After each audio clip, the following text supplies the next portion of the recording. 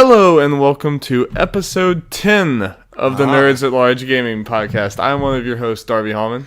I am the other host, Jeff Mayo, and Darby. We made it to episode 10. Episode 10. Everyone thought we wouldn't make it, Jeff. We did it. Yep. The big 1-0. Yep, we proved our parents wrong. They long since stopped listening, Jeff. Yep. But, I don't know, man. How you doing? Pretty good. How about you? I'm alright. It's like 11 o'clock at night. Yeah. It's like 2 hours past my bedtime. Yeah. Feeling pretty tired. Yeah. But I'm here. Yep. Still doing it. You can't hold us down. Nope. Jeff, I don't really care what you've been playing except for Arms. Yes. Because whatever else you play, we probably talked about a bunch. Yeah. Well, I played Injustice 2 story mode, but we can talk about it later, maybe once you played it. Yeah. But And Will's here. For right now, the game on everyone's mind, Jeff. Yes. The game of the decade. Arms? I'm speechless, Jeff. Yeah. Arms. Yep. All right. Well, if you have been listening this entire time we've done this podcast, I have been very skeptical of Arms, and I've made fun of Arms a lot. I will continue to make fun of Arms because it's easy to do. Yeah. But even I have to admit, me and Jeff got to play the Testpunch. It's the demo thing, or basically beta for Arms, and I enjoyed it a lot. Yep. And also, Darby, didn't you say you watched the Arms Direct since the last time? Yeah, I think that was what first started to sell me. I texted Jeff that this morning. I guess that was this morning. Yeah, I watched the Direct, the Kind of Funny. I watched their thing of it, and just I was like, that was the first time. I guess it was the focus on the characters is what got me. Yeah. And there was a lot more gameplay and stuff, but for some reason that last Direct, it finally started I finally was getting the itch to play it for the first time. I think that was legitimately the first time I kind of had a strong desire to go play the game. Mm-hmm. And what a good time, since you were going to be able to play it that night. Yeah, it was a good time. All right, so let's get into it.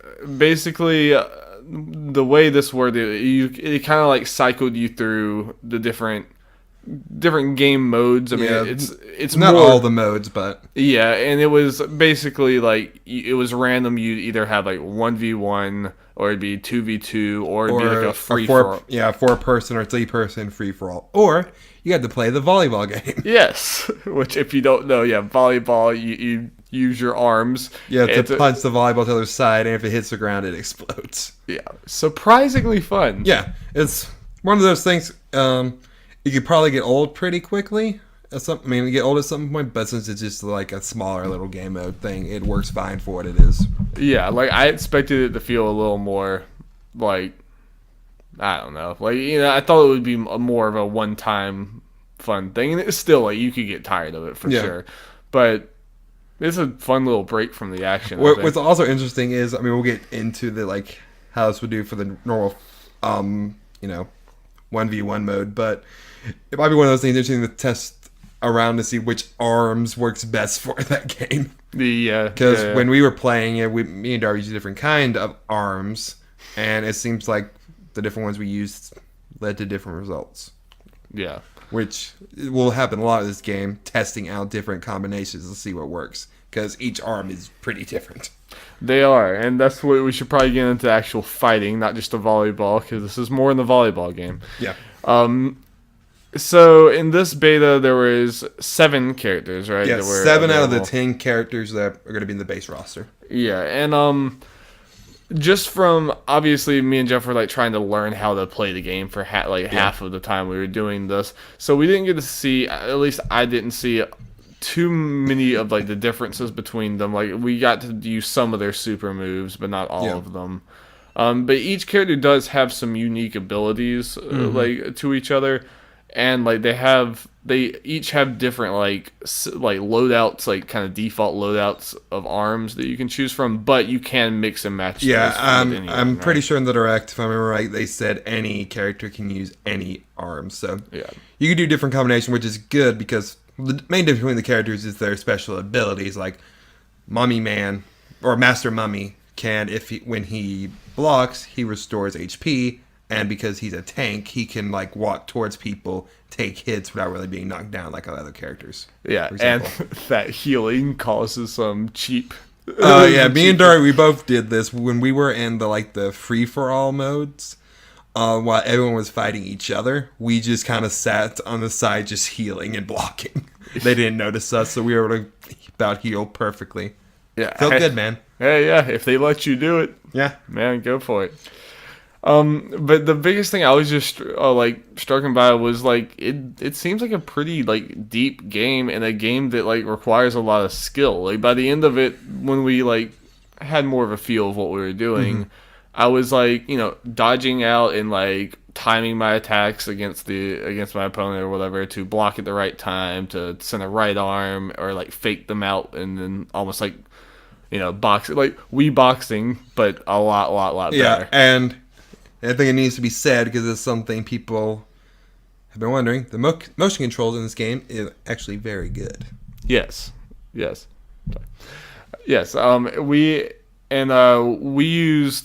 did do the actual hand, like we did handheld mode like for the last 10 minutes just to see. Yeah, which worked really good actually once we figured out the controls. In some ways, I felt like I can maneuver around much better when I wasn't doing the motion controls. It's a lot harder to like actually punch and attack that way, and I'm sure that after a while, though, I think I could get the hang of moving with the motion. So like I do think, at least right now from this like little bit we've done, I do think motion is the best way. Yeah, that seems to be the consensus. Which it's like probably the first time I've ever said that. I usually hate motion controls with everything, but this game actually, it seems like it's built around that mechanic. It's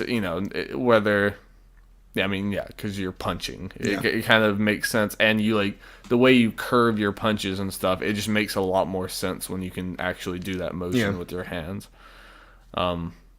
I don't know, what jumped out to you about the game? Were you surprised by anything? Not really, just because I've been following this game more than you, and it kind of went with my expectation just from, what I've heard from other people who have played the game.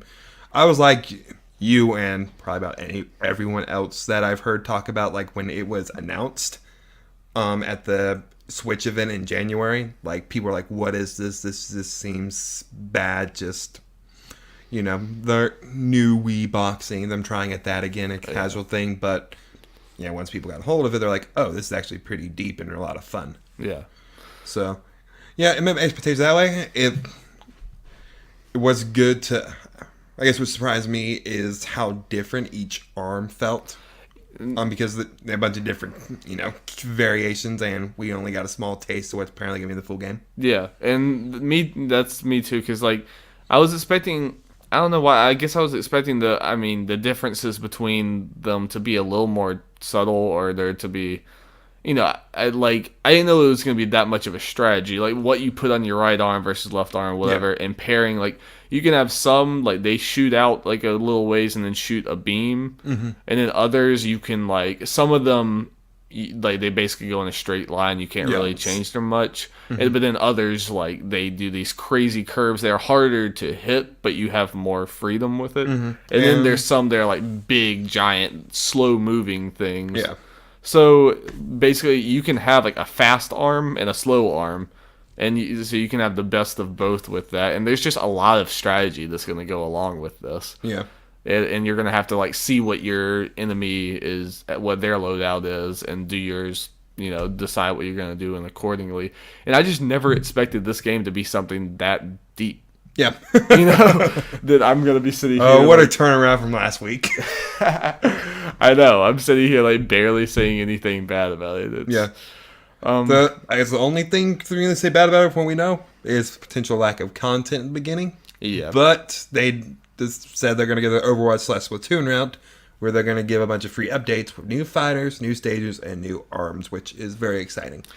And, like, because we've already seen Nintendo did a great job with this with Splatoon, so I'm convinced that they can keep doing this. And because this is the Mario Kart 8 team, right? Yes, I believe so. Mario Kart 8 probably had, like, the best, like, it was DLC, it was paid stuff, but they had the best, like, after-game content maybe ever. Yeah.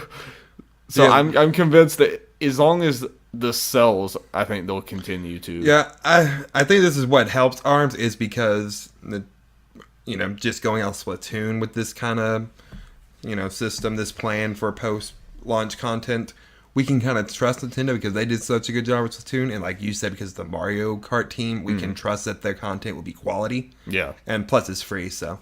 But people will be buying it, trusting, okay, this is going to make it worth it. This stuff is going to help make it worth the $60. Yeah. More games as service that everyone's doing. And after playing this game and seeing, we don't want to mess around much, but the different things we did at Arms, I feel a lot better about the limited character roster, just it being just 10 because there's so much you can do with it. Yeah. I agree. Like, it's not like just because you choose one character, there's so many ways you can make that character act.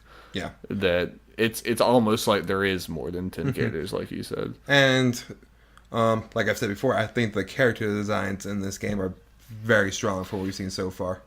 And for some reason, actually sitting down and playing with them, I like them a lot more. Yeah. Like, when I was looking at them in the directs and stuff, like none of the character models always looked cool, and the art style and everything looked cool, but none of them really grabbed me or stuck out to me, and they still kind of don't in comparison to some other games. I mean, I still think they could be better or whatever, but after actually sitting down with them, I was starting to be like, I kind of like Min, or I kind of like, I will say this, I think a lot of people agree that the first, they announced half the roster to start out with, Spring Man, Ribbon Girl, Mechanica, Master Mummy, and Ninjara at the very beginning. Those 5. And then they announced the other 5 characters. Not going to name them all, but I feel like a lot of people feel the last 5 characters they announced were the stronger designs. I feel people responded better to that. Yeah, I think Ribbon Girl and whatever Spring Man are those are generic, which kind of the point and of them. Like generic Ninja Guy and stuff. I mean, I still think this is a game. Like, I was sitting there calling Ninja Guy Genji the entire time, and I think I probably will continue to do that because you call Mechanica Diva as well. You were calling her that.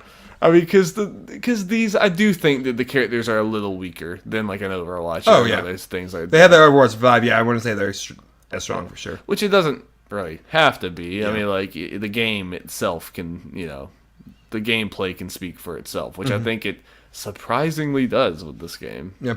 So, something I've been thinking about, like, when will I probably get this game unless I'm not playing any day one for sure, because so many games, and I just got a fighting game. It's a different kind of fighting game, but I see no reason to do that. And all the multiplayer games, Splatoon's coming out a month later, but I will probably, unless the reviews and the content they release afterwards is not to my liking, reviews bad and bad content later on, I'll probably get it by the end of the year, I guess, especially if there's some interest from you guys still. Yeah, I don't think you need a rush because this is a game that's going to get better with time. Oh yeah, like, it's just going to continue to get better, and and I'm just from the taste we got, I have a feeling it's going to get pretty good reviews as long as it's not just severely whelming as far as content. Yeah, and because the way it's set up, it will get more. It probably will.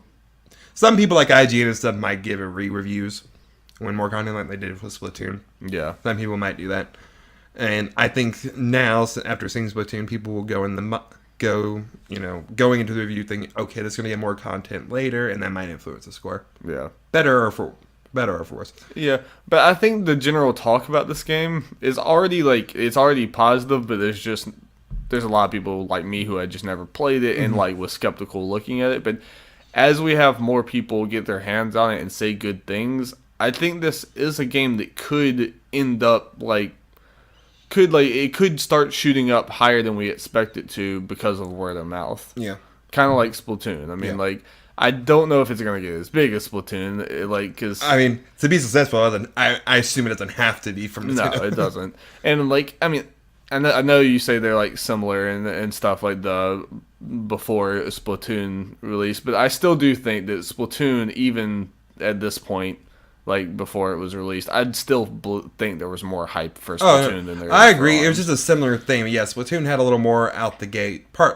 Probably because more people had to play it. But yeah, it was similar, but not exact comparison. I definitely saw some similarities. Yeah, there definitely are. But I will say this is good for Nintendo, especially if this game is as good as we're talking about in the end. How good their first parties are looking for this year, especially from the multiplayer standpoint. I'm sorry, say that again. Or, if this game is as good as we're talking about and people liking everything, how good Nintendo's first party stuff could be for this year. Yeah. And especially from the multiplayer standpoint with this, Mario Kart 8, Splatoon 2, potentially Smash. Like making the Switch that multiplayer machine that people want. Yeah. Mm-hmm. Yeah. So, and again, from the first party perspective, like we were looking at for this year, Arms was like the only thing people were like, for the most part, like, maybe it was just a question mark, yeah. But now it's looking more like they should land about all their first parties. Maybe except for one we'll talk about later. Yeah, we'll see. But we still, after this was like, it was questionable, but it's starting to look like this was a good one. We do like maybe have a little bit of a drought after this. We'll talk about it or whatever. But, at least, we have Mario at the end of the year. And if Arms can deliver and then Splatoon deliver, then I think they can, you can ride those for a while, I believe. I don't know. I'm not too worried about a drought just based on what we know. And we can talk about it later once we get to the Nintendo game later. Well, you have any other Arms hot takes? Not really. I think we kind of talked about everything we can. Yeah, definitely check out the other Testpunch dates. Yeah, if you have a Switch, it's going on. Well, this week can be over by the time we post this, but the first weekend. Yeah. But for the first weekend in June 2nd for like the 4th, they're doing it again. Yeah. So we'll probably try, or at least I will, because Darby may not necessarily be around, try to get into another one if I'm sitting around like, let's play this some more. Yeah. Test some more things out. Nope.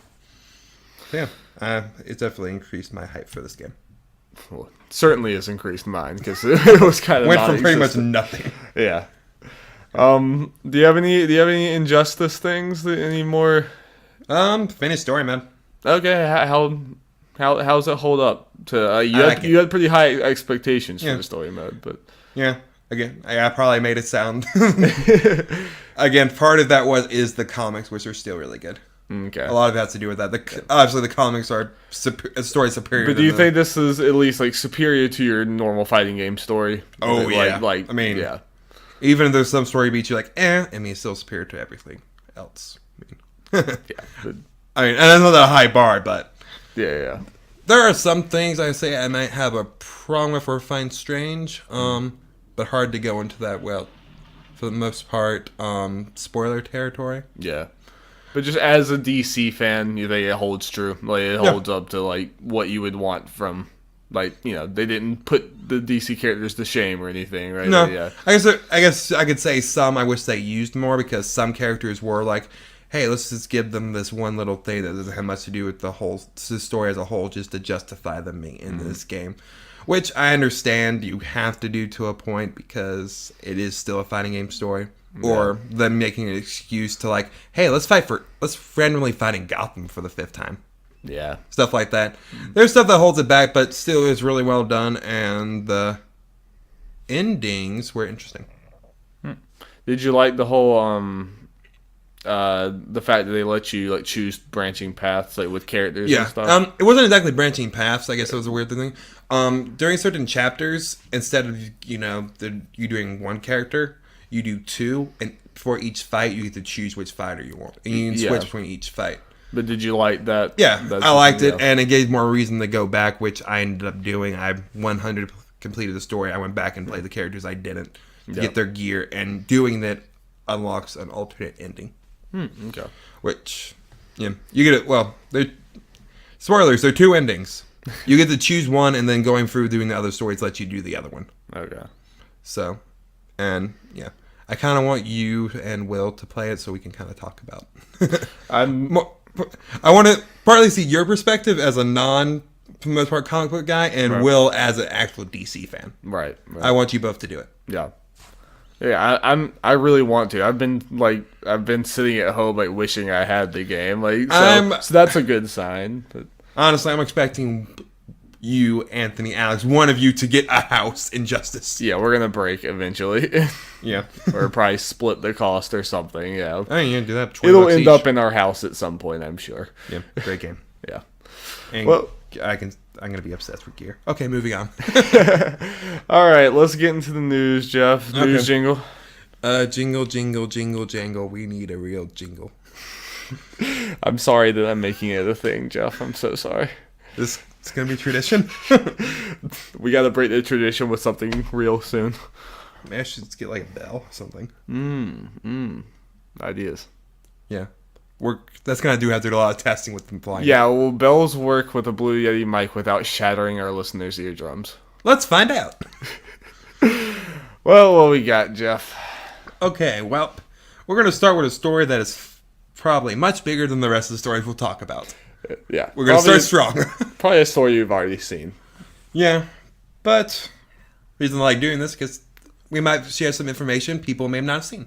Yeah, and the reason I like to do these kind of stories. You get to hear what your favorite podcast buddies think about it. Yeah. Oh, I could have picked a better way to say that. Anyway. Okay. This comes from Jonathan Dorbush from IGN, whose name you're going to hear a lot this podcast. He writes a lot of stories. Okay. After a week of video and art teases, Ubisoft has finally revealed more about Far Cry 5, including when it will be available. Far Cry 5 will hit PlayStation 4, Xbox One, and PC on February 27, 2018, so it's not coming out this year. With development led by Ubisoft Montreal, Far Cry 5 will allow players to explore the entire open-world in-game version of Montana alone or in two-player co-op. The franchise's map editor will also return to Far Cry 5, with new features that Ubisoft promises more details are coming for soon. Maybe E3. Additionally, PlayStation 4 players will get a free in-game skin pack with purchase. I'm interested in how they're gonna milk nostalgia with that. Yep. Aside from the release date and first trailer reveal, Ubisoft has also offered new details about the sequel story. Players will take on the role of the new junior deputy in Hope County, Montana, where players will become embroiled in an attempted takeover of the county by the project at Eden's Gate, a doomsday cult. Players will have to form their own resistance while being cut off from the outside world, leading a fight across the farms, forests, mountains, and rivers of Montana. Playable vehicles will include American muscle cars, big rigs, ATVs, boats, and planes. Yeah, America. Yeah. The junior deputy and their fight to survive will also be able to recruit human and animal groups, guns and fans for hire respectively, to aid in combat. And just a couple other quick facts from Eddie McCooch from GameSpot. Sure. I'm sorry, people. The protagonist will be customizable, meaning you can choose its gender and skin color. And as mentioned earlier, you can fly planes and then take part in aerial dogfights. Okay, so lots to unpack here. Yep, and there's a lot more, but yeah. I can't remember who it was now from IGN, but on IGN there's a big big thing where there's a lot more info dump because whoever it was went to E3 Judges Week and saw some more stuff. Yeah, Ryan McCaffrey, I believe. Yeah, McCaffrey, yeah. Who's talked about more. Yeah, and there's a trailer online, and then there's like 3 different story character trailers that characters who will be in the Resistance with you. Right. Yeah. So, yeah, lots to unpack. We'll start. I'm a very big Far Cry fan. I really love those games. Jeff's never played any of them, so we have like the 2 different perspectives here. I'm very stoked. I'm very in on this setting and this story, and what I love about it is like no one was really expecting this type of thing. Like there was the whole Western thing, and some people even talked about like Montana drug stuff or whatever, like if it was modern day and stuff. But this like kind of religious cult type thing going on that's like terrorizing this town, and very like like deep American roots, like kind of serious looking story, but and everything, just completely kind of a left turn for the series that I feel like it needed. Yeah. I feel like the Far Cry formula is getting a little stale at this point. Still fun, but like And this is gonna probably have some of the similar beats, like the wackiness and everything. It's gonna have some of that. But right off the bat, this is kind of looking like something different to me, and I'm interested to see what you think about it as someone who hasn't really gotten into this series, and this is a chance to maybe get people like you to jump in. So like, what's your mindset after seeing immediately with the trailer, the story and just the background of the whole game just looks a lot more interesting to me than I guess the past couple Far Cry's. To me, like Far Cry 4 was. I like Far Cry 3.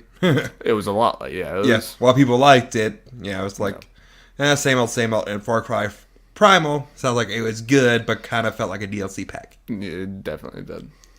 So, it looks like they're, like you said, they're going a different direction here, and a lot of it sounds a lot more interesting to me.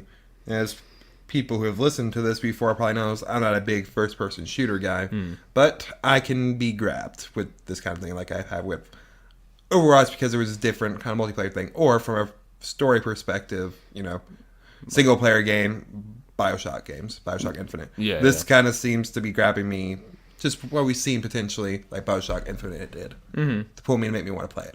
And Far Cry's always done like kind of some interesting things with first person. It's first person shooter, but there's also this open world and all these crazy things and towers and all of this. Like it's not really like your Call of Duty run through hallways, do this. It kind of carves its own path that way.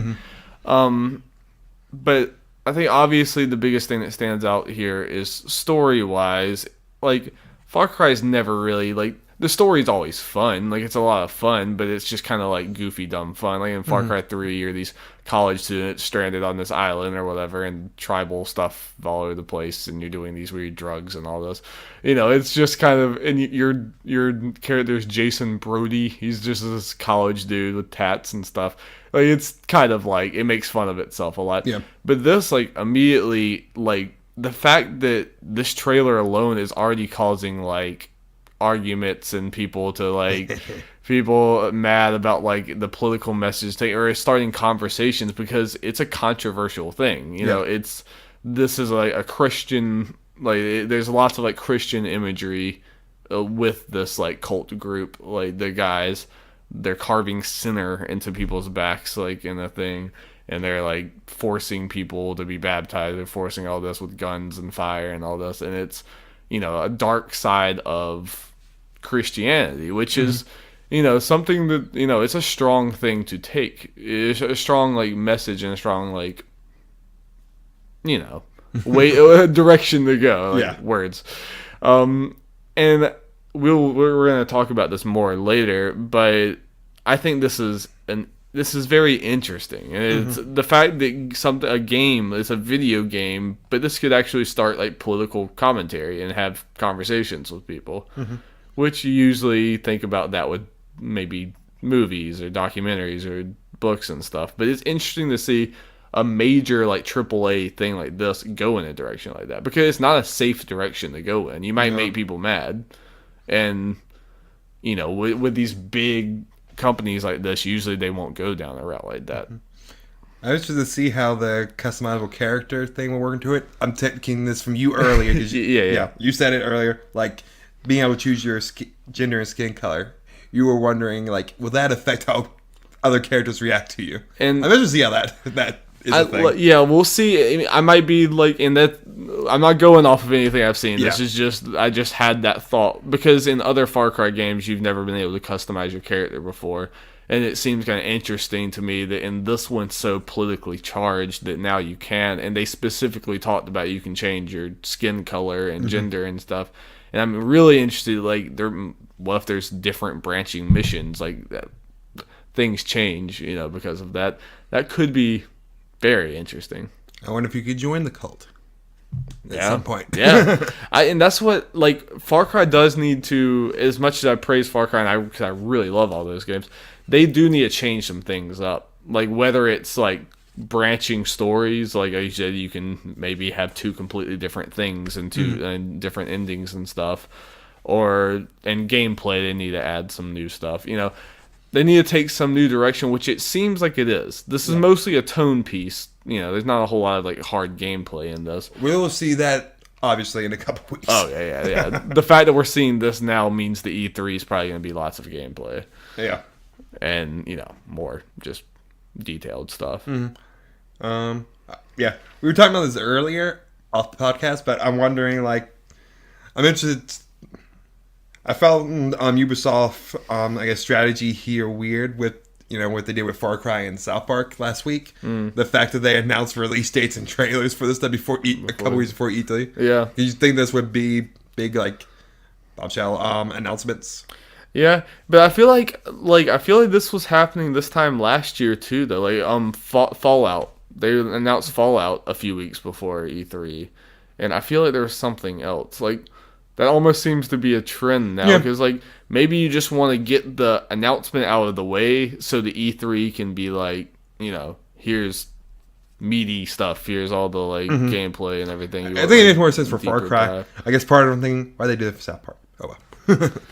Maybe they just wanted to assure people that it was coming out, so they get excited whenever they see, like, hey, you are getting it. When you're getting it. Because I mean, honestly, if we hadn't and even now, even with the release date, I kind of don't want to see anything at E3. But there might have been some eye rolling if we saw it at E3, because it's like, all right, when's this game actually coming out? So maybe they just wanted to get that out of the way. I'm interested to see, are they going to announce Assassin's Creed before E3? Like, is that going to be impending? Are we going to see some trailer before that? Because as far as I know, they haven't actually released a trailer, right? I think they've acknowledged that it's happening because of the leaks. Yeah, there's even a leaked name, but they haven't technically announced it. I think it's supposed to be Assassin's Creed Origins. Yeah, it is, because we talked about a few weeks ago about how boring the name is. Yeah, that's right. Yeah. I don't know. It'll be. I'm interested. I'm very interested in Ubisoft's conference. Like a lot more than I was last year. I feel like, but I think that's good. We're gonna talk kind of more about this Far Cry thing later. You will see. Yes. Okay. Next bit of news. It's gonna be sad news. Okay, this comes from Evan Campbell from IGN. Oh, that one. Yep. Yeah. Very sad news. Kingdom Hearts 3 and Final Fantasy VII Remake aren't arriving anytime soon. As part of Square Enix's recent financial results, the company listed both RPGs as fiscal 2018 and beyond releases. Square Enix president Yosuke Matsuda added that we plan to launch each of these upcoming titles in the next 3 years or so. 3 years or so, Jeff. Yes. Now, this time frame fits with what Kingdom Hearts 3 and Final Fantasy VII Remake director Tetsuya Nomura, who should be directing both, expressed earlier this year, saying both games still have a way to go.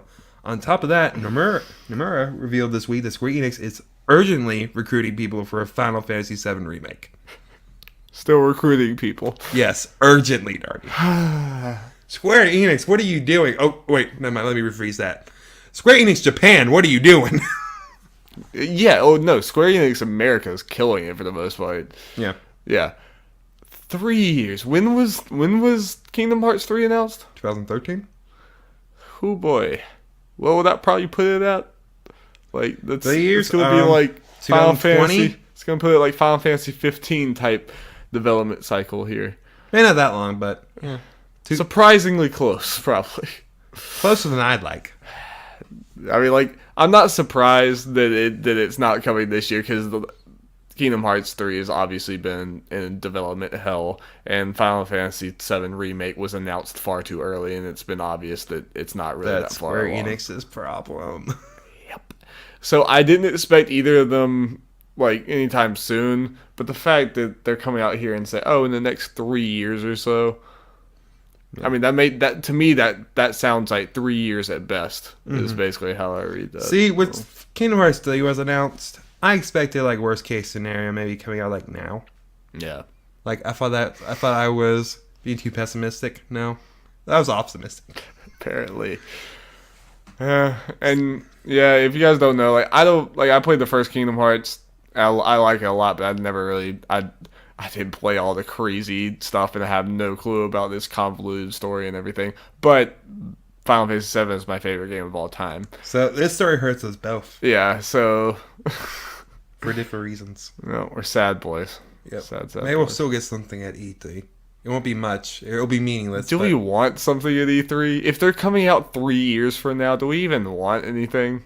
I'd rather forget about these for a while. I want to believe. I want something. Even if it's the frozen world, I just want something. This kind of seems like damage control. Like they're coming out here to make sure that you're not expecting, something at E3 or something substantial at E3. Well, it's kind of weird with the Kingdom Hearts 3 thing. They just released Kingdom Hearts 2.0 saying, like, this is the last thing before 3. Get ready. In 3 years. Ridiculous. I still need to play 2.8. They better have Star Wars and Marvel and all kinds of cool things in it. Or I say. Best case scenario, that's why this delay is happening, so they can get all that in. Yeah. But that should have been why the delay happened several years ago, not the delay right now. Believe. Yeah. Best case scenarios, Darby. Let's move on to happier things, Jeff. Yep. Like the story from Jonathan Dorbush from IGN. Netflix has released the first trailer for its upcoming animated Castlevania series, revealing when the series will debut on the streaming service. Titled Castlevania, the show will debut on July 7th, so pretty close. Check out the first trailer, on YouTube, whatever. Producer Adi Shankar previously revealed the first poster for the series shortly after the series announcement earlier this year. Shankar spoke to IGN at the time of the announcement, saying the series is Castlevania very much done in the vein of Game of Thrones. Yeah. Interesting. Yep. Yeah, obviously, I kind of... Neither me or Jeff are really Castlevania guys, not liking it. Just, like, I think I played one of them, like, a long time ago when I was a kid, but I've kind of, like, vaguely remember it. Which is kind of a sin. Like I know those are important games. Yeah. I know I played one. I probably beat it, but I can't remember much. I was so young. But that being said, this trailer excited me, even knowing nothing about it. This might have been common knowledge. I don't know, but I didn't know it was going to be animated. We probably knew when it was first announced, but we forgot. Yeah, I kind of assumed it was going to be live action, which.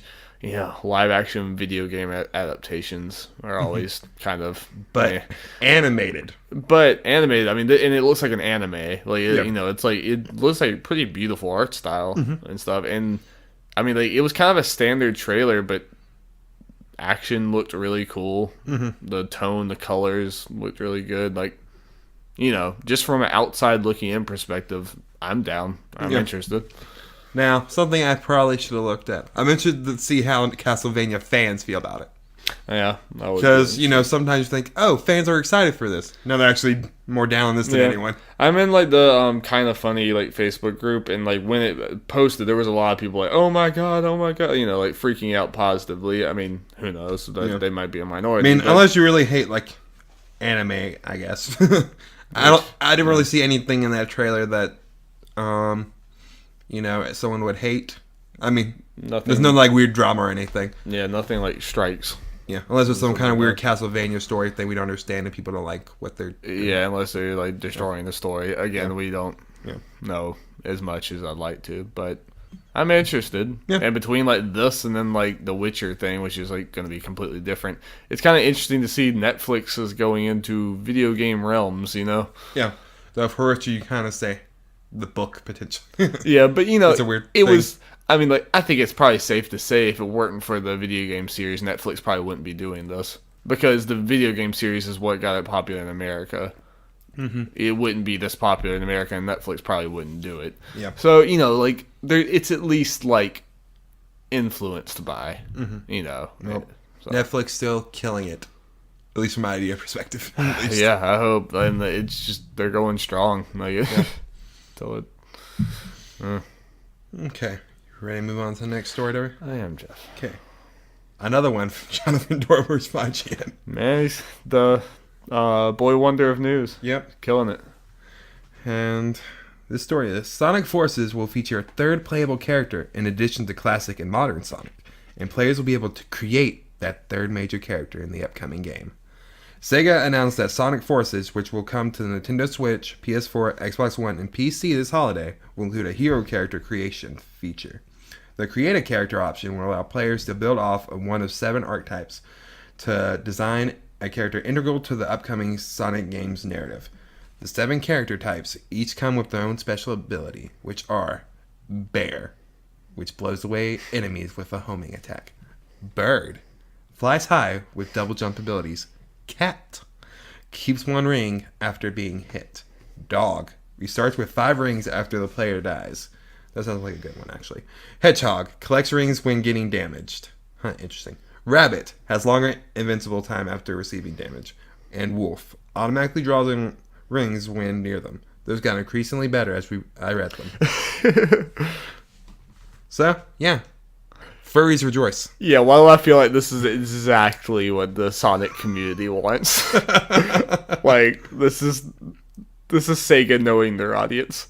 Yeah, good for them, I guess. I guess we'll stop there. Like, I won't go further. But, like, yeah, and you can dress up little characters in clothing and stuff. Yeah, it's so funny. Like, if you haven't seen it, please go look at the character creator thing. It's just one of the rabbit characters looks scary, man. It was tall and scary looking. People are gonna be sharing their weird creations and stuff, and probably writing backstories and fan fiction for them, and then DeviantArt's gonna have a field day. It's gonna be great. Oh, you probably haven't seen this, but Easy Allies talked about this in one of their streams, I think, and they decided they do a group stream every week. When this comes out, the whole group stream is going to be creating characters and then posting them all on Twitter, so they'll lose fans. Oh my God. Yeah, Jeff, we should get it and create characters and just make that our avatar for everything. We should. Yeah. Yeah. Or we can print out masks of our characters and just wear them all the time, 24/7. Yeah. To our jobs. Oh. We can live Sonic. Yep. We can live going fast. Real talk though, I am still very interested in this game because Sonic. Yeah, made jokes aside. Yeah. Still more excited for Sonic Mania. But yeah, I'm still going to look into this game. I mean, I need to look into it. I haven't really been into a Sonic game in a long time. But, I mean, I'm not one of those that's new Sonic is horrible. Get it out of there. I think most of it's horrible. Oh, yeah. The vast majority is horrible. Everyone except for the hardcore fanboys would agree with you. Yeah. Yeah. So. And even the ones that I remember not being horrible might have been horrible. It's just been a while. I think I remember Generations being good. Oh, Generations. Yeah, I think Generations is... unless people, as someone who just hates Sonic in general, people generally agree it's actually a good, solid game. Yeah. I don't think most people expect a Sonic game to be absolutely amazing at this point. No. Which, a good, solid game. That's I think Sega knows what it is. They know what Sonic is. Yeah.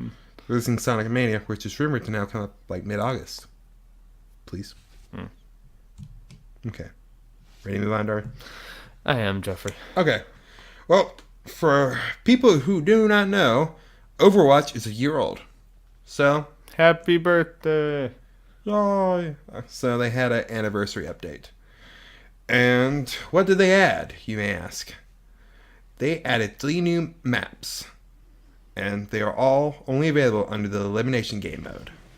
And along with the new maps, 2 new modes have been added to the arcade for a short time. I didn't read that earlier. Dang it. Okay, this got worse. These modes are a 1v1 limited duel and a 3v3 lockout elimination. Both of these have the chance to be played on the new maps, since both are considered elimination game types. Why would you put in these modes and take them away? Yeah. Blizzard, you're annoying me. Especially these, I still don't like it, but I kind of get, the Lucia Ball and all the, special things. The seasonal things, they're kind of tied to the time period and all that or whatever. But this is literally just a variation on the mode you already did. Yeah, which people have been wanting new versions of and new maps, which they're doing. All right, well, I guess let's talk about what exactly it is. I missed that too, so I was gonna have nothing but praise, but now I'm kind of annoyed. But anyway, but the lockout elimination is really cool though. It's if you've played the normal elimination is the 3v3 mode. In this one, every time when your team of 3, if you win a round, the 3 characters you used are locked out for the rest of the game. So if you play around, you're playing a soldier and you win, then the rest of the time you can never pick him again for the rest of the game, which makes it very interesting. It kind of it forces you to, have to play other characters and figure out different ways. Maybe not use all the attacking characters right away. Yeah, and you have to kind of strategize. When me and my friend did, I used Mercy at the same time he used Roadhog. We like there's certain pairings that you kind of want to keep together like that, and it makes it it adds a new element to it. Yeah. Which I wish that both elimination things you could do either one you wanted to. That would be a lot better than them going away. But that being said, they finally added more 3v3 maps other than just Antarctica. I played them. They're pretty standard or whatever. But the fact that they're different, we have different places. It's not Antarctica every time. So I'm definitely down. It's really cool. And the other one, the limited duel elimination, which is 1v1. It's pretty much 1v1 mode, but each round 3 random heroes are selected that you can only you and your opponent can only choose those 3 heroes. So when you see the 3 heroes, you got to think, okay, what will be good for me to use, but also think, okay, out of these heroes, what will my opponent choose? Right. And think about it that way. Yeah. So a lot of mind games with that one. Yeah. I mean, it's cool. I'm glad to see new modes like this. So just but it'd be better if they didn't go away after 3 weeks. Yeah. So I probably need to play those before they go away forever. You probably should. I enjoyed it a lot. It was a lot of fun. These are the kind of modes I've been wanting. Yeah, and I hope soon. Like me and Jeff were talking before the podcast. I'm hope they have like new like big mode. Like these are kind of like variations on old ones. They're good variations, but I want like another big like 6v6 mode that changes. I mean, they had capture the flag, which is cool, but you know what I mean. Have you played capture the flag yet? I don't think I have. Oh, I haven't played in a while. That's the thing. Wait, did I come out with Orisa? Maybe. Yeah, definitely not. Okay. I need to play that. That one stayed. Like they put that one there, and it stayed the whole time. It's a consistent thing. So I'm complaining about them taking away new modes. I'm not even playing. I'm just spoiled. No, this is the great thing about Overwatch is you can take a break for like 2 months and come back, and there's a whole slew of new things. A lot of times, you might have missed some new things that came and went, but there's usually generally some new things. I think I at least went in a little bit for each like new thing that went away. Yeah, the new skins for the anniversary are really cool. So maybe I should look because I think I have enough money to buy like an epic skin, so I'll look at those. There's some cool ones. Yeah. I like Divas. Been saving some. I like a new Diva skin. Yeah. Diva is good. They I'm sure, I don't even remember what it is. I'm sure Tracer has one. Could they give Tracer? Oh, yeah. Every single event Tracer gets a skin. Oh, yeah. Never doesn't happen. Oh, yeah. Well, happy birthday, Overwatch. Yeah. I've been playing, like, that's probably the game I've played the most in the last year. I mean, like, that's probably not even a question. So, love that game. Well, it's not a question for me. It is not the game I played the most last year. Might be Zelda. Technically, hour-wise. Yeah. Maybe. Well, it might be Witcher. Oh, it might be Witcher for me, actually. I'm not thinking about other multiplayer games, so, yeah. It's at least not Overwatch. I know that. Yeah. Moving on, Darby. We are moving on. Okay, this comes from Joe Scrabbles from IGN. Hitman developer IO Interactive has announced layoffs following its enforced split with publisher/owner Square Enix. Announced in a short statement on Twitter, the details are vague, simply stating that we're sad that great talent and good friends will be leaving the studio. Yeah, sad news. I mean, not that unexpected since now, they don't have the backing of Square Enix behind them. Now they're kind of just on their own. It's probably wasn't likely that they were going to be able to keep, their full studio. I just hope they're able to continue. Like, it sucks because I didn't put it in here, but in that same article, they, I just restating old information saying they had 3 seasons already planned out, mapped out. Which, again, we've talked about most of these. We probably say this about every week. We really want to play the new Hitman game. We want to find the time to play it. It looks so good. I hope this doesn't mean Square Enix is in some sort of financial trouble or something. I mean, it doesn't seem like that would make sense because they seem to be. I think they talked about earlier that Final Fantasy 15 is one of the most profitable ones, or the quickest to be very as profitable as it is. Maybe Hitman wasn't as profitable. I don't know, but the whole felt thing, like it's. You would think it would have sold well. I mean, may not initially, but yeah. Yeah, the buzz around it at least seemed to be steadily building, even if it wasn't, So maybe someone else will pick them up at some point, or even if not, maybe they can just continue on just with a smaller team. Well, I'm glad to hear. I mean, for the sounds of it, they have the rights to Hitman. Yeah, because honestly, the fact that they're laying people off instead of just closing, kind of gives me the sign that they're trying to make it work. They're trying to continue on, which is good, And maybe they can just be independent, That could even make better things. Like maybe they'll, have a new project or something. I'm sure they'll be able to get. I mean, we don't know how all this stuff works. I'm sure they can get someone bigger if they wanted to try to fund it after how the last Hitman went. Yeah, and there's promise there, definitely. And because I want them to be able to continue on with Hitman and support it the way they wanted to. I don't want them to have to drop it because of this. So I don't know how. So they do own it, like Square Enix. Like they can continue on with this game. Like Square Enix doesn't. That's all I've seen. Like no one has said anything otherwise. Yeah. Well, that's good. Yeah. I mean, I'm sure with all these IGN articles and all these articles we read about it, they would say, "Yeah, it sucks. They won't be able to make Hitman anymore." They'll say like, "No one knows IO actors or whatever planned for Hitman." That's pretty much all I've seen. Okay. And then some stuff saying looks like they plan to continue with it. Nice. Right.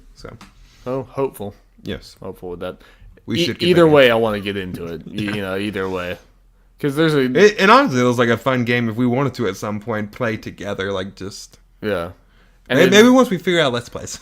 Yes, that would be good. Yeah, and at this point, I think there's a decent amount of content now. Like after they have multiple. From what I've seen, they keep on adding different hits to it. Yeah, and each location I know is pretty hefty. Like there's a lot of stuff to do. Like people played Paris over and over and over again. Doing different things. There are a bunch of different ways to kill individual, like one individual character. Yeah, I don't know. They did a really good job with this game from what I've seen. Let's continue with more bad news. Great. We're going back to Jonathan Dornbush from IGN. Rockstar Games. Johnny D. Yep. Rockstar Games has announced that its upcoming sequel, Red Dead Redemption 2, will now be released for the PS4 and Xbox One in the spring of 2018. Did I also forget to mention this is the no-duh news of the week? Yeah, unless you've been living under a rock, you probably already know this. Yeah. Or if you're just listening to this to humor us and you don't care about video games, but that's also... It might be a few. Well, I meant that more as this should not surprise anyone. That too. Yeah. Originally revealed to be releasing in the fall of 2017, Rockstar announced the delay, saying that some extra time is necessary to ensure that we can deliver the best experience possible for our fans. Rockstar also offered a look at brand new screenshots for Red Dead sequel. I forgot what this looked like. It's been a couple days. We are very sorry for any disappointment this delay causes, but we are firm believers in delivering a game only when it is ready. We are really excited to bring you more details about the game this summer, the Rockstar blog post reads. So, maybe E3? Maybe? I know they normally not. I doubt it. They normally don't. Just because it's Rockstar. Yeah. Rockstar very rarely does the E3 thing. Maybe if Microsoft shells out the money. We'll probably, more likely, I think, is we'll probably wake up one morning and Rockstar will be like, here's the game. Yeah, that's how Rockstar works. Just some random morning at like 8 o'clock in the morning, they'll drop some trailer and it'll get millions and millions and millions of views because they're just Rockstars. They're rock stars of the video game industry. I mean, they're kind of, they're the cut above the rest when it comes to popularity and that kind of stuff. They can kind of go to the beat of their own drum, and because of that, this is obviously it kind of sucks, but it's also kind of nice. Because I don't have time. Like I want to play this game so much, but I would have to drop so many games in my back catalog to play this, and I would put a lot of games aside for this. And you think about the games that are coming out all the time. They're Battlefront. Yeah. You're not nearly as interested in it. I'm about South Park, Mario Odyssey. You might potentially get a Switch by then, so you'll be playing catch up with like Zelda and stuff. Yeah. And even Call of Duty. I mean, both of those would exist on their own fine, but still, I mean, this gives they can breathe. Well, now 2018 starting to build some stuff with Far Cry and Red Dead Redemption 2. That's two big games around. Well, February into the spring.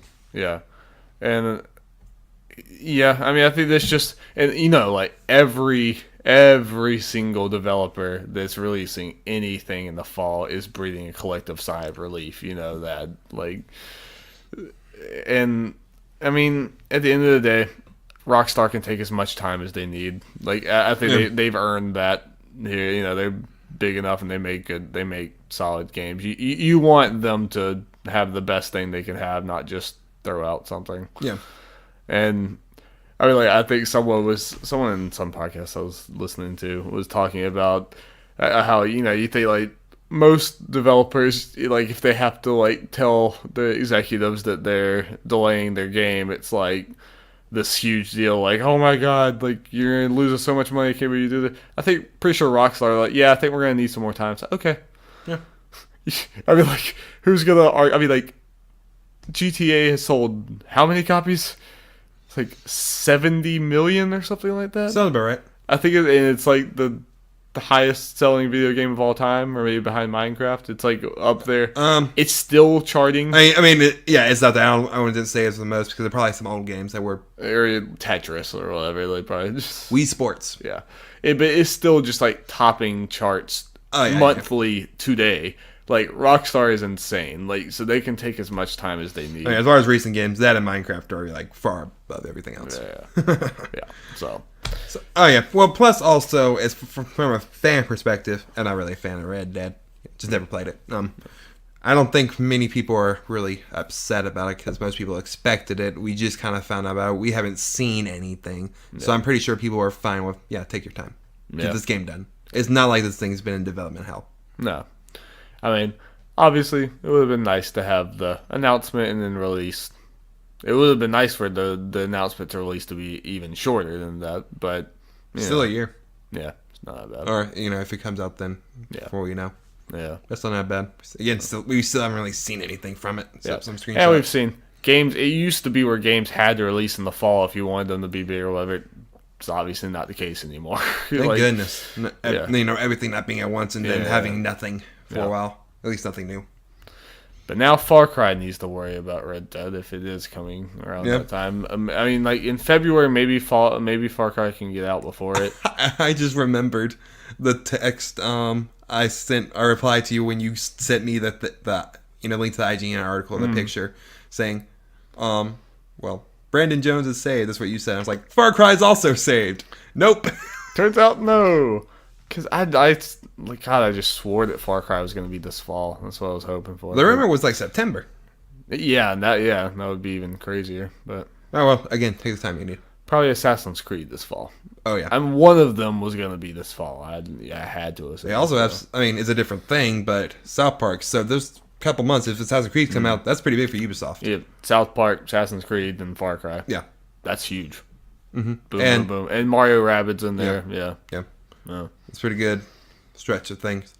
Assuming they're all good. They already have Ghost Recon, which is still the highest selling game, and For Honor, which is the second highest selling. Ubisoft is probably going to have a killer year this year. Good for Ubisoft. I'm actually really excited for their press conference. I am too. Yeah. Okay, moving on, Darby. Yes. Okay, this comes from Lucy O'Brien from IGN. Capcom has announced that Monster Hunter XX, pronounced Double Cross, is heading to Nintendo Switch, at least in Japan. The news was dropped on Capcom's official Japanese site. More information on the Switch version of the 3DS game will be released on May 27th at this year's Monster Hunter Championship event. Monster Hunter Double Cross is an expanded version of Monster Hunter Generations, which was released in the West last year. Will the Switch version be localized outside of Japan? Or you could just import it, taking advantage of the fact that the Switch is region free, if there's English on it. But some people read Japanese anyway. Yeah, so that's not clear yet, right? No. Yeah, that's not something I guess they would tell right away. So you can fumble around Japanese menus and try to play Monster Hunter. It sounds impossible. Yeah, with all this quest, yeah. Yeah. But again, even though this is a port, Monster Hunter on the Switch is still a big thing. Yeah. I mean, from what I understand, I mean, it's not the biggest selling. I think Monster Hunter games do pretty well here, so I'd be surprised if the thing didn't come. They're obviously like crazy in Japan. Well, especially this is an expanded version of a game we already got. They would have got. I would assume a lot of it in English already. Yeah. And I really think it's voice acting. How old is this game? You said it came out on 3DS. But... Yeah, last year. Oh, okay. So it's not bad. Right. At least it came out in the West last year. Yeah. So maybe we'll get an American version soon. Maybe that's what this means. Or if not, hopefully you can import it. Hopefully it has. And maybe they're testing the waters for Switch. Yeah. Interest for Monster. I hope it works in Japan. Like I hope it that could help sell more. I think Monster Hunter is one of those things that I might be wrong. No, it's huge. Monster Hunter is like ridiculous in Japan, but I'm just talking about specifically the Switch version. Hopefully this sells Switches, or or at least gets people actively using their Switch. Not that they're having a problem with that, but Yeah. Well, they're tired of the 3DS version. Yeah, I actually haven't really seen how the Switch is doing, like specifically in Japan, but I think I saw it's doing pretty well, especially compared to other consoles. Yeah, just because of the handheld aspect. Yeah, which is what you'd expect going into it, especially with Splatoon 2 coming out. Yeah, that game. That'll probably sell Switches in Japan. I'm pretty sure they have bundles they have actual Splatoon bundles already confirmed for Japan. Yeah, they're even selling Splatoon Switch bundle boxes, just the box in Japan. That's how big of a deal it is, Darby. That's a pretty big... Because people like collector's items. That is strange. Yeah. So I guess you want another Capcom story, something that's a little more frustrating. Indeed, this comes frustrating. from Joe Scrabbles from IGN. Maybe I should try to find some other stories than just on IGN. Okay. Capcom will assess how much it will support the Nintendo Switch based on sales of Ultra Street Fighter 2, The Final Challengers, according to its COO. Speaking to Toyo Kaze and spotted by NeoGAF user CommMind, Harushi Sugimoto explained the company's current policy towards Nintendo's new hardware. With Street Fighter 2 going on sale in May, he explained, per an IGN translator, Capcom will monitor its performance with regard to supporting the Switch. It's not clear whether Sugimoto is implying that Capcom may withdraw entirely from creating Switch games if the game sees poor sales, if it will reassess games it already has planned behind the scenes, or if this is a more positive feeling, that if Street Fighter 2 performs well, it will increase Switch game production. Despite a long history of collaboration, Capcom has been more reticent than many publishers to show public support for Nintendo's hybrid console. Before its release, the company questioned the value of multi-format ports to Switch, and Street Fighter remains its only slated game for the console. Well, not anymore because Monster Hunter Double Cross. But yeah. But so this is dumb, right? Yeah, so why would you pick this game as the barometer? Your barometer to see if this this brand new system that people are getting at a surprisingly high rate, and your monitor to see if you want to get involved with it is a how many year old game? Too old. But Darby has 2 new characters. No, and correct me if I'm wrong, but I think the 2 characters, or at least one of them, is just evil Ryu. It's not even different. I mean, Darby, I feel the other character is Violent Kin. Okay. I think neither of them is basically a skin, from what I understand. Maybe it's slightly different. You're porting a old as dirt game, good old as dirt game. I mean, obviously everyone loves Street Fighter 2, but that is not. You can't pretend that that's the same as making a new Switch game. Yeah, I mean, maybe if you're going to be hesitant and you want to see other people and you want to wait a while to develop a Switch game, that's fine or whatever. But if you're going to be nope, our port of Street Fighter 2 didn't do well on the Switch, this platform's obviously not worth our time. That doesn't even make sense. Yeah. That really doesn't make sense. If you're going to use a port as a barometer, use something different. I feel like for Bethesda, for example, using Skyrim remaster is a pretty good one. Other than and them not before them fully committing. I think that's a good way to. At least that's still a modern game and some modern game that people had a big interest in, and try to see if those kind of games can sell. Just mainly with the whole handheld thing as a push. Yeah, I don't know. It's just. Not that I was expecting Resident Evil 7 or something, but using this. Or you need to test not just I mean, and like I hope Street Fighter 2 sells well on it. If it means that much now, I mean, it's just. I think it went on sale today. I might, after we get done, if I remember, go on my Switch and check how it is on the eShop. Yeah, how it's selling. I mean, granted, it's not like Capcom has too much that I care about to offer, but they do have some. It's. I like something. Yeah. I mean, this seems like this could be a way for Capcom to start to stand out. If you I don't know, make some. I've had a thought. Make some Mega Mans for this. Yeah, and this might show how little knowledge I have with this kind of stuff. But does Marvel vs. Capcom Infinite look like something that may not be able to run on the Switch? It doesn't look that impressive. No. I mean, no. Obviously, if Arms. Yeah. If Arms can look that good on the Switch, I don't see why Marvel vs. Capcom couldn't. Yeah. I mean, it really doesn't look that much. It doesn't look that much better, if any better. I mean, it's about the same, yeah. So, yeah. I don't know. This is I guess one thing we don't know what exactly he meant by it, but just taking at face value, it's like, why? Yeah. We'll see. We'll see if they change their thing. I mean, because at some point, if Switch, like a year from now, is sold like a ton, it's like one of the big consoles that everyone's playing and everything, it's going to be hard to ignore that. Yeah. Even if your barometer of Street Fighter 2 didn't do well, it's going to be hard to ignore it if it gets big enough. There's a reason for that, because 25? Does that sound right? Wait, maybe more. No, not that much. More than that. We don't know. I'm trying to think of how old Street Fighter 2 is. I'm bad with years. Old. Very, very old. That they're selling for $40. No, this is all wrong. You're selling like a 20-year-old game at a too high price point on a new platform, and that's your barometer for it. There's so many things wrong with that. But first person Hadouken mode, Darby, and that looks like we don't even have to. That just looks like the dumbest gimmicky crap in the world too. Well, if anything, I'd be able to live my childhood dream of doing a Kamehameha wave. That's about it. Yeah, and it'll give you satisfaction for about 10 seconds. I didn't say it would be any longer than that, Darby. I was saying it would. Yeah, that's worth it. I didn't say it was worth it either. I'm just looking at bright sides, Darby. Being positive. Well, someone has to be positive here. I try. You know it's not me. Nope. Let's see how positive you can be about this next story, Darby. We'll see. Okay, so we talked about this before, about the Mario Rabbids game. But we can never talk enough. Yep, because it is so silly and I love it. Love how silly the concept is.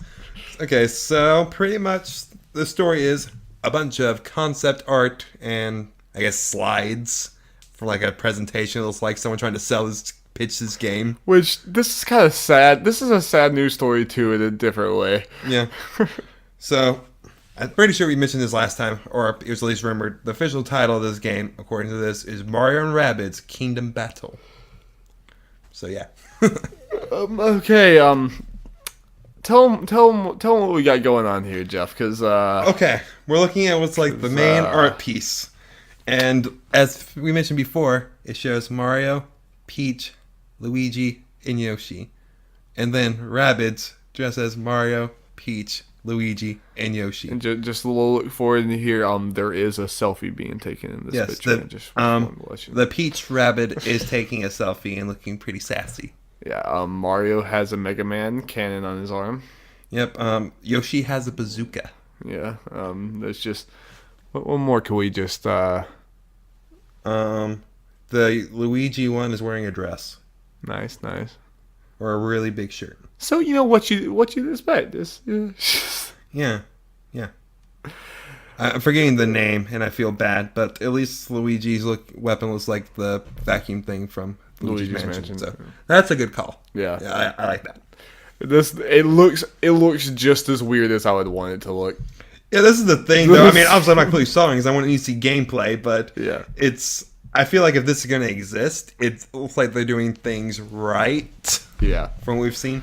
I would want this game to just be silly and not take itself seriously. I would too. So in case people don't see the other things, like the other details that were... Yeah.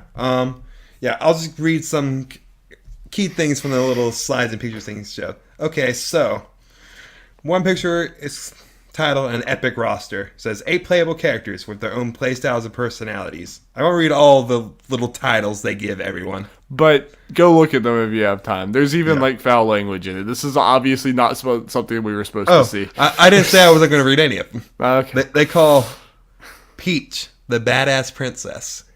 Hell yeah, they do. That's going to be taken out for the final game. Because I think in later slice shows, they're looking at Peggy 7. That's part of what makes this leak sad. Yeah.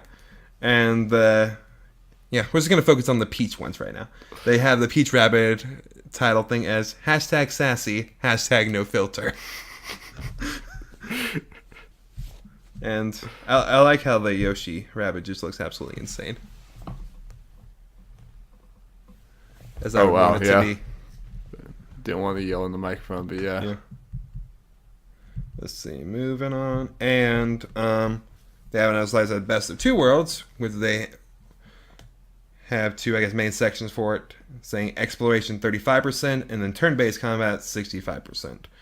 Looks like they're going to be 4 different main worlds, which I guess we need to see what that means. That could be bad if it's that few worlds. Yeah. But then they said puzzles and secrets for the exploration part, and then also under exploration, said a Twisted Mario's world full of Easter eggs, which I'm all up for Easter eggs. I love that stuff. Yeah. Give me that stuff in this kind of game. I'm sure in this kind of game they're going to have lots of stuff like that. Yeah, and for under turn-based combat, they have tactical options, including dash, steam jumps, warp pipes, destructible covers, etc. Upgradable/collectible weapons. Variety of combat objectives and contextual events. Didn't see that earlier. I like when they mix it up. So hopefully that'll be good. And then multiplayer co-op. I have no idea what that means in this game, but I'm all up for co-op. I am too. This could be a fun thing for us to play together. Yeah. And let's see.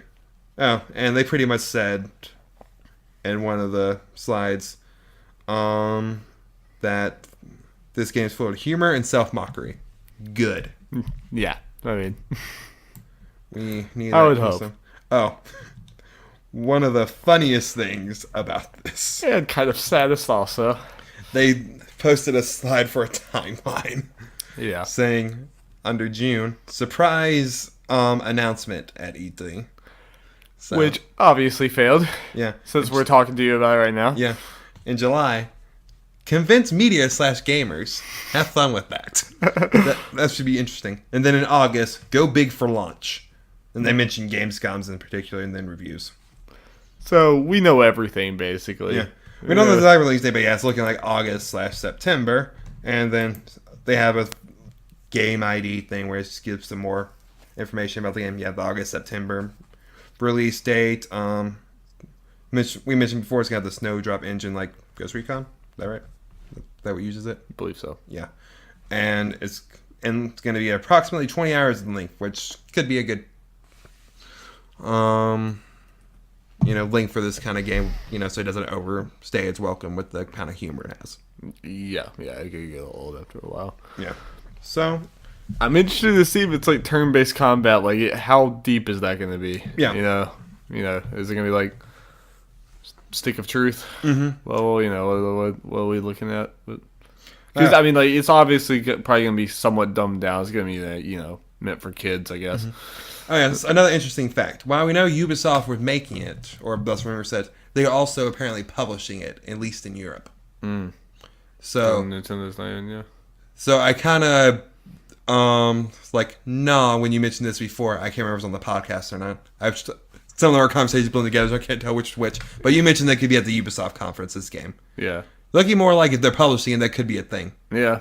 It still might be at both, but yeah, it's looking like the reveal potentially at Ubisoft and Nintendo maybe going a little more in depth. Yeah. And it being at the Treehouse, which this would be a good kind of game for Nintendo to show the Treehouse, because that tends to make people more interested in the game because, they actually see the game. Yeah. Again, I think I said this on another podcast, but how awesome must this be for the people at Ubisoft to be able to make a Mario game? Just like, even if it has the Rabbids or whatever, like, you're able to actually make a game with a Mario. Mm-hmm. Yeah. And you're not Nintendo. Yeah. It's pretty...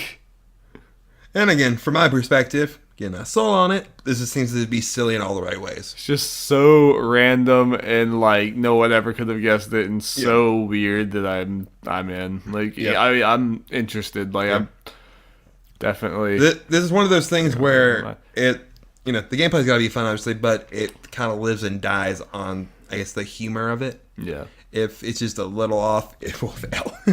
Yeah, I mean, we're like... They have to get it exactly We're right. interested in this. This could be very bad. I mean, like, it could go south real quick. As mentioned earlier, this is like at this point, the one Nintendo potentially Nintendo franchise game that's releasing this year that could be really bad. Like, has a pretty good chance of potentially being bad. But I feel like, for the sake of fun, you have to go into this with an open mind. You have to go into this, like, because there's some people have been like, this is a blasphemy. Abomination. Yeah, and I'm just like, just wait. Yeah. It might be so stupid that you'll love it, Yeah.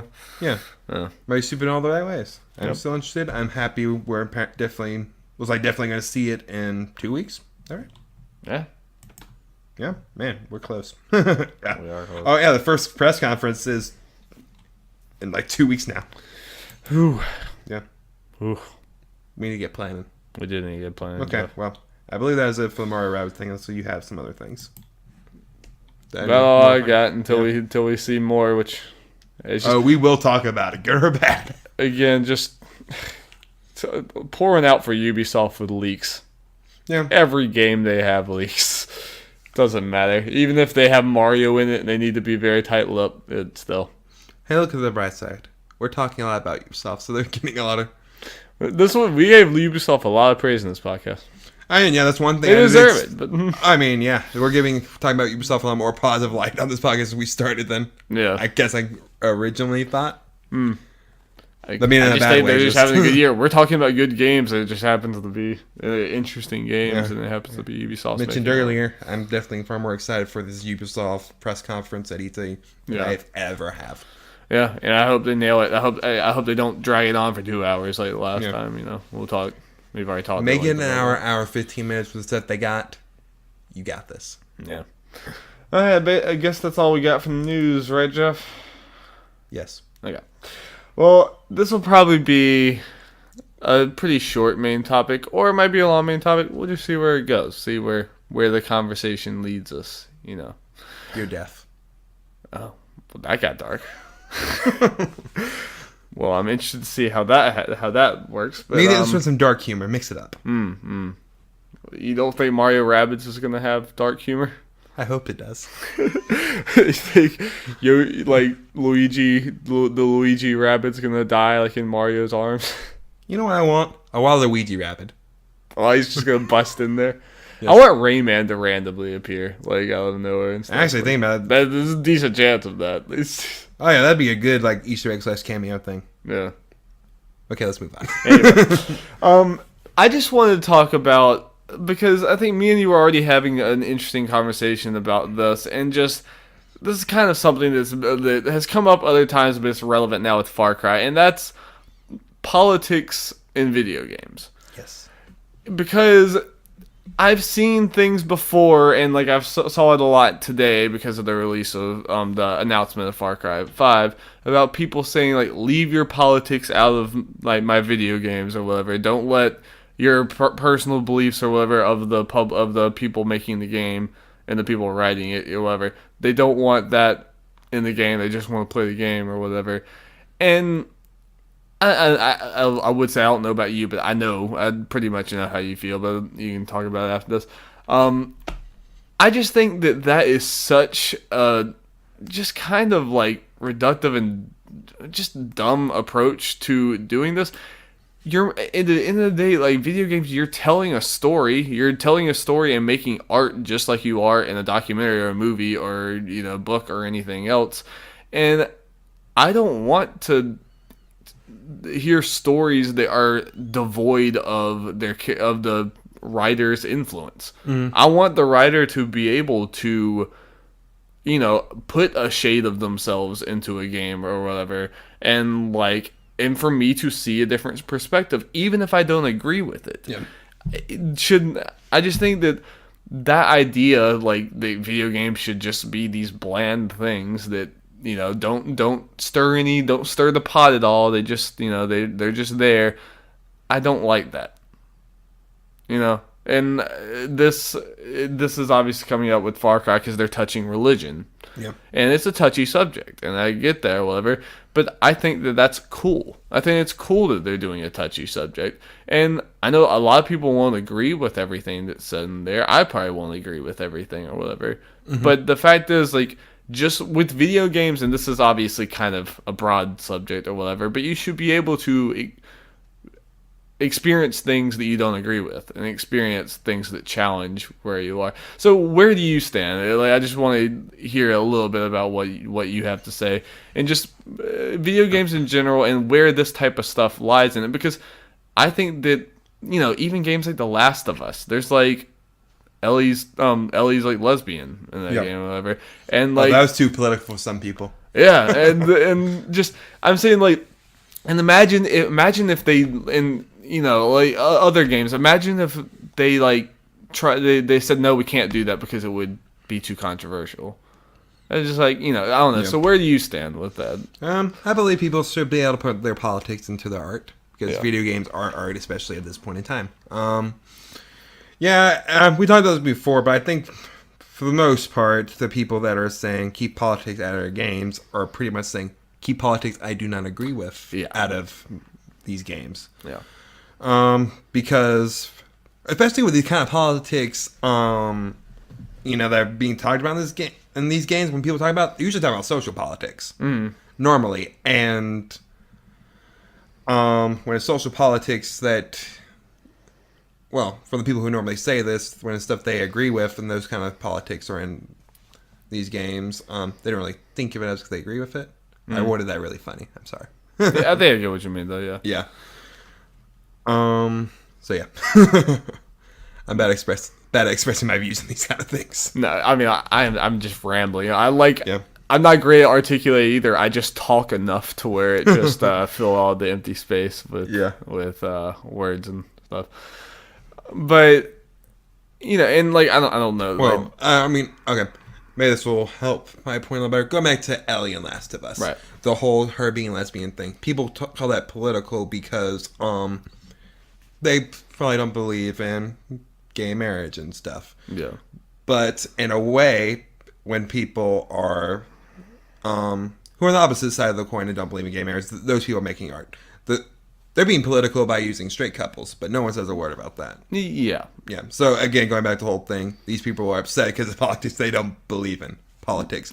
I don't even think this stuff should be politics. That's the way we are. No, because to someone who's gay, that's just who they are. It's not politics. Yeah. It's, you know, it's only politics, and that's, you know, we're kind of throwing around the term like no one even, because everyone does whatever.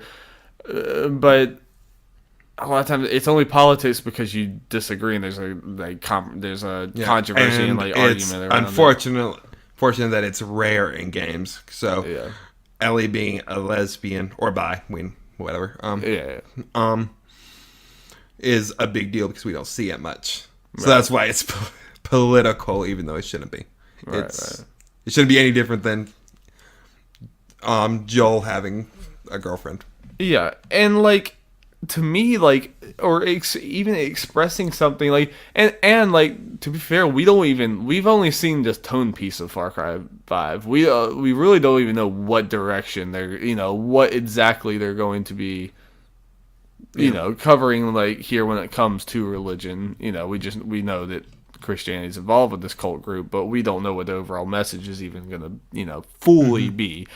But I think that having political messages in games or whatever, like, we have no problem with games using emotion, like appealing to us on an emotional level, or like, you know, having us attached to characters who die, or this happens, or like love interests happen, or love, you know, gains and loss and everything.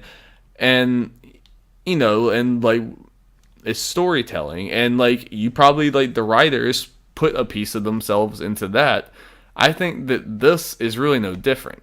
Mm-hmm. You know, like, when it comes to their opinion on a social thing, their message on something, or, you know, whether it's intentional or unintentional, the messages that they believe in that get seeped into the game, I think that's no different than just storytelling. Yeah.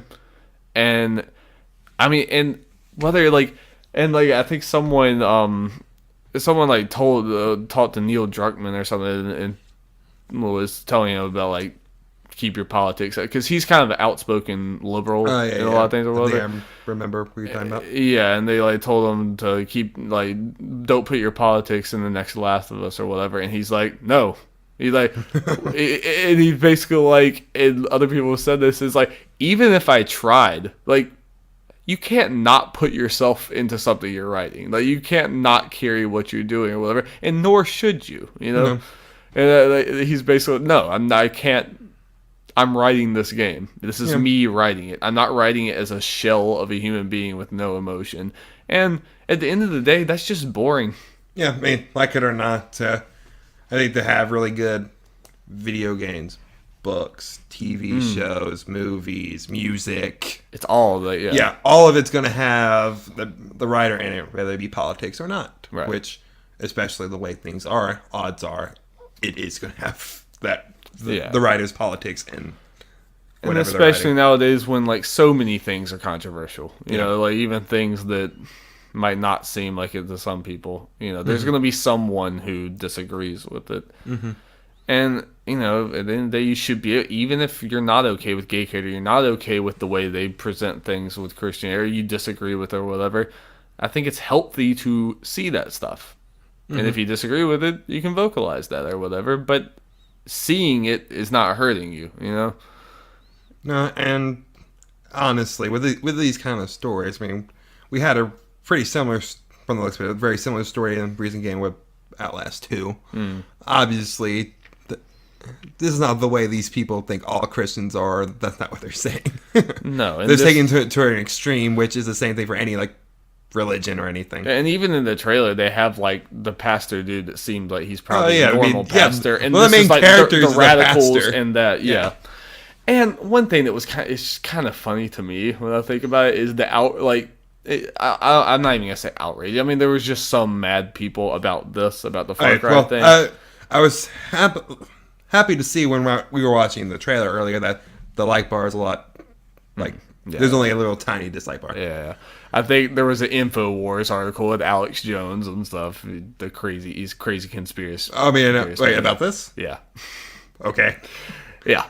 But I'm kind of interested in that, but kind of scared. Yeah, but I mean, like, I'm sorry to get too political, but like, who cares what he says? Who cares what he has to say about it? Honestly, lots of people, unfortunately. Unfortunately, yeah.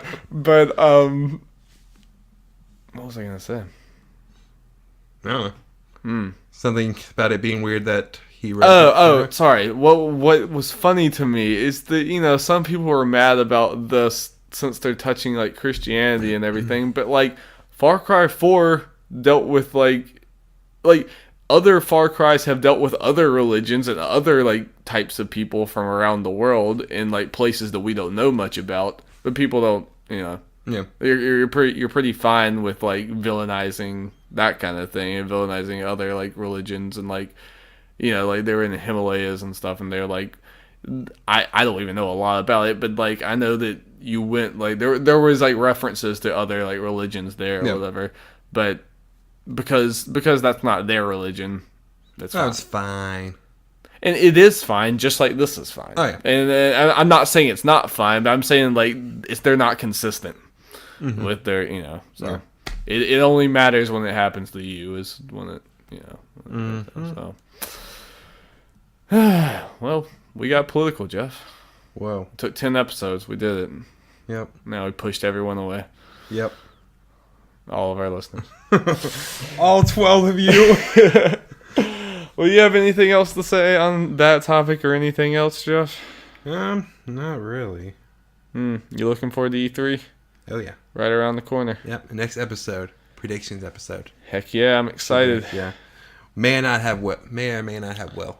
Please, Will, if you're listening. Well, I think by the time this comes out, he would listen to it. I'm probably going to text him tomorrow, so it's, you know, yeah. But maybe the three of us, maybe just the two of us, maybe some other random person. Either way, you're getting some sort of E3 predictions episode. Yeah, we need to start on that. Yeah. So I don't think no matter how many people have, the rules won't change at all. No. So it'll just be a lot more interesting if it's not just me and you. Yeah. And if any interesting news comes out that we feel the need we have to talk about, we'll do a 11.5 episode going over the news. Yeah. The predictions thing is going to be the episode 11, the main thing. Yeah. Just that. We'll just have, if we need to have an emergency episode, if, Nintendo announces that robot that you can control with a Switch like we talked about before. Yep. Or, something happens. Kingdom Hearts League surprise release? PlayStation VR releases an actual game. Whoa, man. I know, it's too crazy. I'm about to say, let's not get too crazy, man. We gotta wait for E3 for that. They might announce a game there that people will actually really care about. We need to have another topic, like a main topic another day, just about like what is happening with. Yeah. Anyway, well, that's it. Then, yeah. We went on to the next day for this podcast. It is now Saturday. We started on Friday. We're dedicated, you guys. It's past midnight, way past my bedtime. Yep. But you can follow me on Twitter, Darby Hallman 1. Not much happens there. You can follow us on Twitter at Nerds at Large. We're trying to build that up some more. We're going to try to do more video stuff. This podcast is not video, unfortunately. Yeah. But we have camera. We have pretty exciting things potentially coming in the future. Yes. Surprisingly exciting things for us and how like janky this whole thing we're doing is. Surprisingly some cool stuff we might have coming. So definitely subscribe to us on YouTube and YouTube and iTunes. And that copyright taken? I should get on that. We should get on that YouTunes. Please don't take that, you guys. That's ours. We claimed it. We said it on the podcast, so we claimed it's ours. I'm pretty sure that's how that works. Yep. But so stay tuned. And thank you so much for listening, you guys. Thank you very much. Yeah, I guess let us know what you think about the Far Cry thing. We didn't say that, right? Oh, yeah. Like this whole political thing or whatever, please. Like, I'd love to hear what people think. Are we off base? Are we dumb? Are we stupid? Like, have a conversation with us. I'd like to get more, feedback for a lot of stuff. So definitely let us know. And let us know how amazing you think Mario Rabbids Kingdom Battle looks. Most importantly, that. Yeah. And, who is going to die? Which of the rabbits is going to die? My money is on Yoshi Rabbit because of his derpy face. And OB. And how is he going to die? And who's going to betray the party? He dies because he forgot to eat cake. Do you, if you're a rabbit, do you have to eat cake to survive? I don't know. Sounds stupid enough that they put it in. You sounded pretty sure about it. I didn't know if you... I'm not sure about anything. I don't know anything about the rabbits. I don't know if you're really up on the rabbits lore. Or nope. What was going on here. This will literally be my first rabbits thing. Yeah, I don't know what... If I get... Yeah. Hopefully. I really hope. This is our longest outro ever. Whatever, Jeff. Whatever. Who cares anymore? Who makes it this far? It's past midnight. No, everyone stopped at this point. It doesn't matter. We were going to play Tails. We can do it. We still could. We could, Jeff. We still could. We're still going. We'll feel like crap tomorrow. Bye, everybody. Yeah, thanks for listening. Bye. Bye, everybody. Yeah, thanks for listening. Bye.